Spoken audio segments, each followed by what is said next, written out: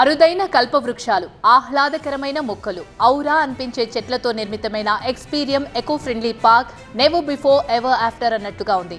CM Revanth Reddy, megastar Chiranjeevi చేతుల మీదుగా ప్రారంభమైన పార్క్ మరో ప్రపంచానికి తీసుకెళ్తోంది. హైదరాబాద్ సమీపంలోని ప్రొద్దుటూరులో నిర్మించిన Experium eco friendly park CM Revanth Reddy, megastar Chiranjeevi చేతుల మీదుగా అట్టహాసంగా ప్రారంభమైంది. వందల ఏళ్ల నాటి చెట్లు, కళ్లకు ఆహ్లాదంగా కనిపించే మొక్కలు, బాహుబలి లాంటి బడా వృక్షాలతో అందర్నీ ఆకట్టుకుంటోంది. ఎన్నో వింతలు, మరెన్నో విశేషాలకు నిలయమైంది ఎక్స్పీరియం పార్క్. కాంగ్రెస్ ప్రభుత్వం తెలంగాణ రాష్ట్రాన్ని ఒక ప్రకృతి వనంగా మార్చాలని భావిస్తోంది అన్నారు సీఎం రేవంత్ రెడ్డి. వనజీవి రామయ్య లాంటి వారిని ప్రతి ఒక్కరూ ఆదర్శంగా తీసుకుంటే రాష్ట్రం పచ్చగా ఉంటుంది అన్నారు. పార్క్ ను అద్భుతంగా అభివృద్ధి చేసిన ఎక్స్పీరియం చైర్మన్ రామ్దేవ్ ను ప్రశంసలతో ముంచెత్తారు చిరంజీవి.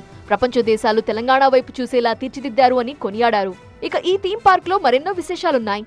150 ఎకరాల్లో 25,000 జాతులకు చెందిన మొక్కలు, చెట్లు ఉన్నాయి. ₹1,00,000 నుంచి 3.5 కోట్ల విలువైన అరుదైన జాతి చెట్లు నాటారు.